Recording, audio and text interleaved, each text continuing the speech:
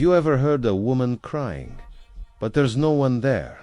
Just the sound of weeping that cuts through the night, near the river, echoing like grief that never ends.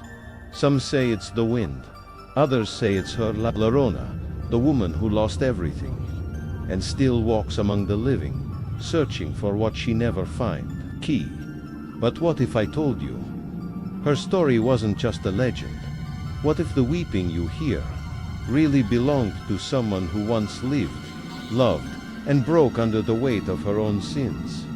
Tonight, we go back to where it all began, not in Mexico, not in Latin America like most think, but in Spain, centuries before the New World even heard her name. They say, every story of sorrow starts with love. In a quiet riverside village in Spain, around the 1500s, there lived a woman named Maria de la Cruz. She wasn't noble, she wasn't powerful, but she was beautiful. The kind of beauty that made men whisper and women stare. Maria grew up poor, helping her mother wash clothes by the river. That river, the Guadalquivir, would become both her comfort and her curse. It was there she first met Don Alejandro, a wealthy soldier from a noble family who had recently returned from war. To Maria, he was like something out of a dream, charming, confident, and full of promises. He told her she was different. He told her he would love her forever. He told her they'd have a life together, one that rose above her poverty. But love stories in real life rarely end the way they begin. Months turned into years. Maria gave birth to 2 children, boys, bright-eyed and full of laughter. For a while, it looked like the fairy tale might be real. They lived quietly in a small home near the edge of town, and every morning she'd watch the sunrise paint the river gold while her sons played. But the truth was, Alejandro's world and hers were never meant to mix. He came less and less often. When he did come, he avoided her eyes. He started talking about his real family, the one with his wealthy wife waiting in Seville. When Maria found out, something inside her broke. Imagine realizing the love you built your life on, the father of your children, never intended to stay. Imagine that kind of betrayal, that kind of heartbreak. That's where the legend of La Llorona begins, not with rage, but with pain. Raw, unbearable, human pain. One night, witnesses say Maria was seen walking toward the river in her white gown, her children in her arms. It was a moonless night. The villagers said she looked calm, too calm. A fisherman claimed he heard her singing, a soft lullaby, the same one she used to hum by the water. But when the song stopped, there was a scream, and then silence. By morning, the river was still. The fisherman found 2 small bodies tangled in the reeds. Maria was nowhere to be found. Some said she ran into the woods. Some said she was taken by guilt. Others whispered she drowned herself after realizing what she had done. But that's not the end. That's just where the story gets darker. What kind of pain drives a mother to kill her own children?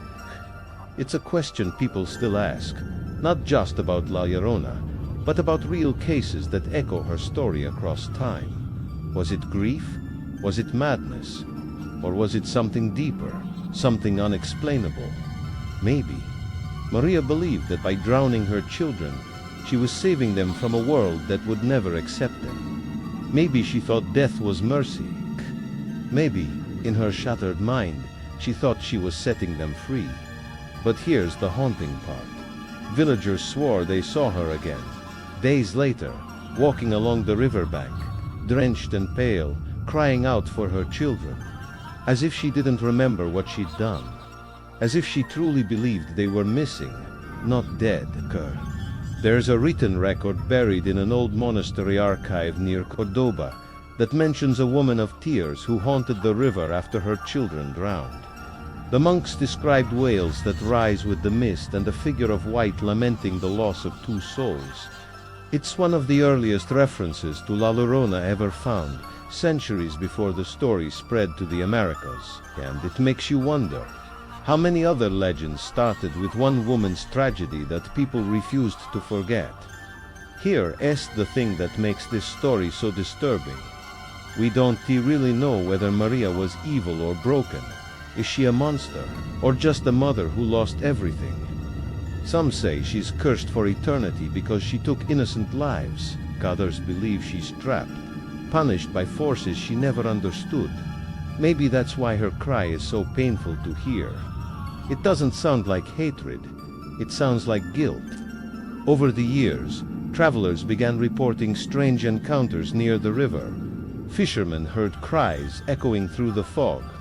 Children claimed they saw a woman in white watching from the reeds. And every time someone got close, she would vanish, leaving behind only cold mist and the sound of weeping. One story tells of a man who followed the sound, thinking it was a woman in distress. When he reached the riverbank, he saw her standing ankle-deep in the water, back turned. He called out, "Signora, are you all right?" She turned slowly. Her face wasn't a face anymore. It was twisted, empty, a reflection of her sorrow, her regret, her madness. The man never spoke again. He was found days later, sitting by the river, whispering. She's still looking for them. She doesn't know they're gone. And maybe that's the scariest part. Not that she's real, but that grief like hers can't ever die.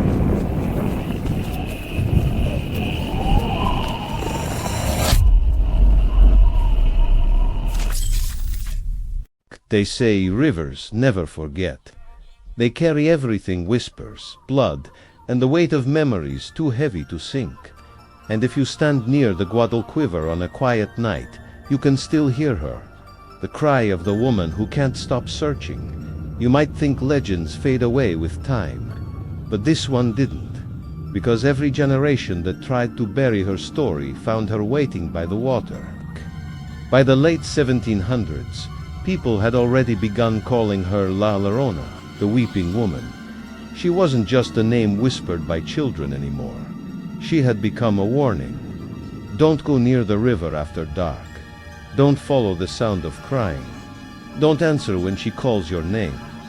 Parents told the story to scare their kids, but older folks said the story itself was true. They'd seen her, or knew someone who had. And each time the river flooded, villagers whispered that it was her tears filling the banks again. No one stayed near that water for long. There's an abandoned monastery near Cordoba, hidden behind overgrown trees and ivy-covered walls.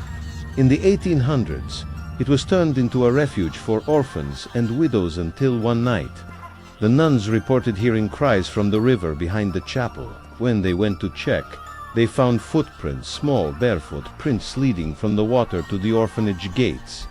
The prints stopped at the door, but the sound of crying continued inside the building. Days later, one of the orphans, a little girl named Isabel, went missing. The sisters found her hours later near the riverbank, shivering and half-conscious. When they asked her what happened, she said, "She told me she's looking for her sons. She thought I was one of them." Now here's the chilling part. That event isn't just folklore, it's documented. In the monastery's old logbook, dated November 18th, 1832, one of the nuns wrote, "The weeping lady came again last night.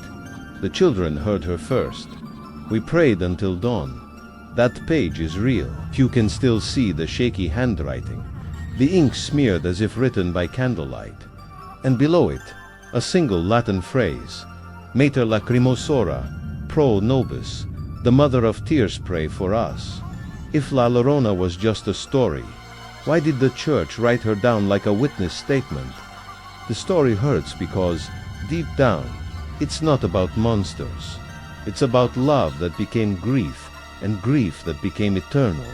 Even after centuries, people still feel a strange sadness when they hear her story, like they understand her pain without ever living it. One modern historian, Dr. Elena Garcia, described it perfectly.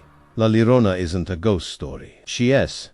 Every mother who has lost a child trapped in the moment when the world stopped making sense, And maybe that's why she never rests. She's not searching to hurt anyone. She's searching because her mind, even in death, can't accept the truth. There's a pattern in haunting unresolved emotion leaves an imprint. If that's true, then La Llorona is the strongest imprint ever made. Her grief wasn't quiet. It was explosive. A mother's mind breaking under betrayal, shame, and regret. But here's something rarely told. In some older Spanish accounts, villagers believed Maria was possessed before the murders, that she spoke in voices not her own, that her eyes went black when she looked at the river. Others thought she had been cursed by Alejandro's wife, a noblewoman rumored to practice dark folk rituals. What if the tragedy wasn't only psychological? What if Maria wasn't just broken but bound to something darker? Think about it. Is La Llorona guilty? Yes, she drowned her children. But did she choose to? Was it madness, possession, desperation? We'll never know. But that's what keeps her legend alive. Every culture that adopted her, from Spain to Mexico, from the Philippines to the Americas, changed her face, her name, her guilt. In some versions, she's pure evil. In others, she's a lost soul begging for forgiveness. And that gray area, that moral uncertainty, is what makes her timeless. Because she's not just a ghost. She's a mirror. Every time someone hears her cry, they're forced to ask, what would I do if I lost everything? In 1993, a journalist named Miguel Soto decided to investigate the La Llorona legend in Spain. He thought it was folklore until he recorded something he couldn't explain.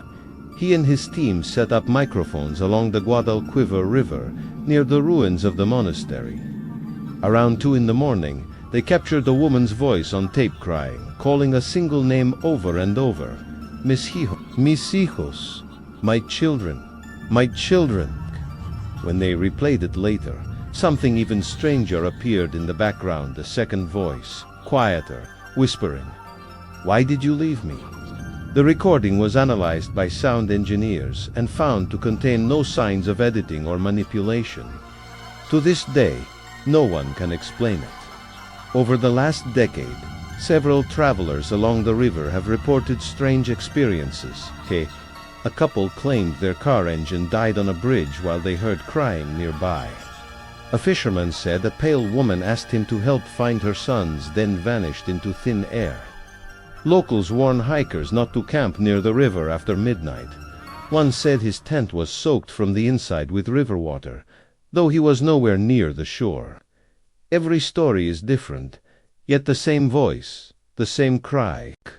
And scientists, they say it's just natural acoustics, the wind bouncing through the valley.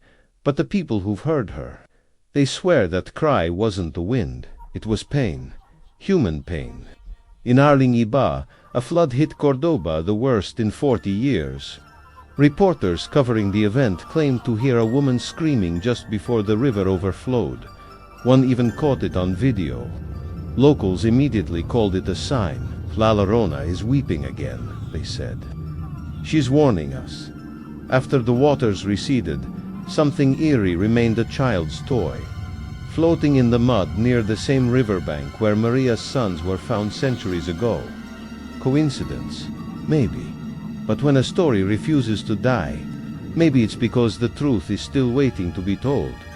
Thank you for watching. If this story sent a chill down your spine, don't forget to like, subscribe, and hit that bell so you never miss another legend.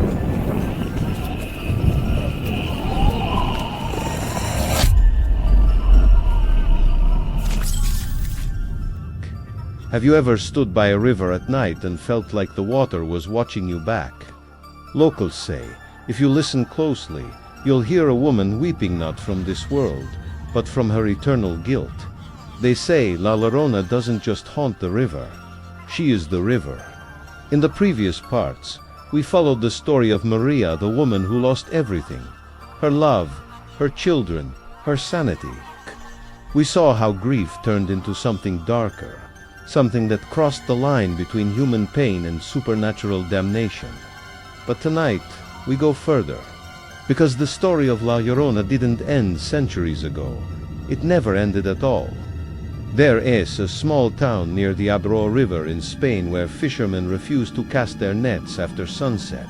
They say sometimes a woman's reflection appears in the water before the current swells, and then one of them disappears.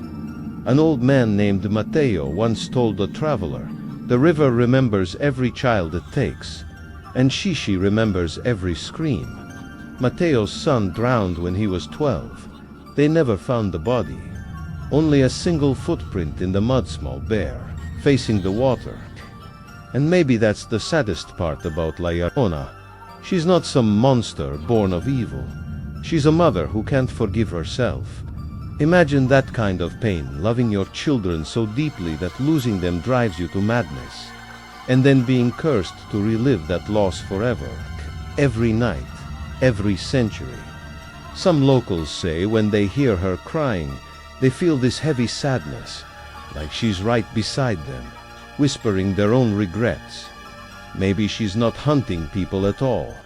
Maybe she's begging anyone to finally forgive her.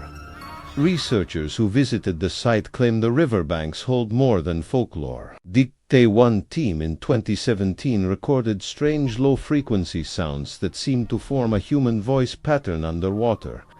They even said the spectral signature matched the tone of a woman weeping, a sound impossible for the natural current to produce.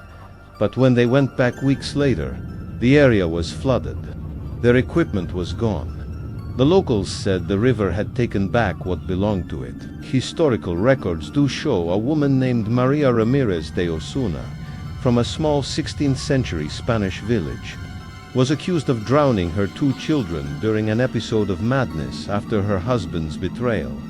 Witnesses claimed her body was never buried in consecrated ground. The priest refused her a grave. And days after, the river near her home overflowed, sweeping through the village, taking 3 more lives. Coincidence? Maybe. But to this day, the church's walls still have faint stains of water as if the flood came from inside. When you think about it, La Llorona isn't just a ghost story. It's a mirror. She shows us what guilt can do, how a single mistake, a single act of rage, can trap a soul between life and death. Maybe that's why her legend spread far beyond Spain to Mexico, to Latin America, across oceans. Because she represents something universal. That line between love and obsession, between sorrow and destruction. Again, maybe. Deep down, we all have a bit of La Llorona inside us, the voice that cries for something we can undo. Some say she deserves punishment. Others say she deserves peace. But how do you judge someone who's already condemned herself for eternity? Every culture retells her differently, sometimes as a villain, sometimes as a victim, and maybe both are true. Because grief can make saints into monsters, and monsters into legends. But here's something that gives even skeptics chills. In 2019, a video went viral filmed near a river in Zaragoza. A group of friends were recording the sound of frogs at night, when suddenly, a female voice was heard crying in the distance. Soft at first, then louder, until it turned into a wail that cracked the microphone. They ran, but when they played the audio later, there was something else, buried beneath the cry. A whisper barely audible. In Spanish, "It's even mis hijos. No los encuentro, my children. I can't find them." Experts claimed it was just wind interference, but the voice didn't match any of the people there. So maybe La Llorona isn't just a legend that people keep alive. Maybe she keeps herself alive. Every time we say her name, every time we tell her story, she hears it like a calling. And if you ever find yourself near a quiet river in Spain, and you feel a sudden chill in the air, don't look for the source, because she might already be standing behind you, in her white gown, her tears dripping not from sorrow, but from the river itself. Maybe the real horror of La Llorona isn't her scream. It's the silence she leaves behind, the reminder that some wounds never heal, and some stories never end. Because in every country, every generation, someone claims they've heard her. And as long as there's grief in the world, La Llorona will keep crying. Thanks for joining me on this journey into the darkness. If you felt that chill down your spine, hit that subscribe button and turn on notifications so you don't miss our next story. What legend should we explore next? Let me know in the comments below. Stay curious and stay safe.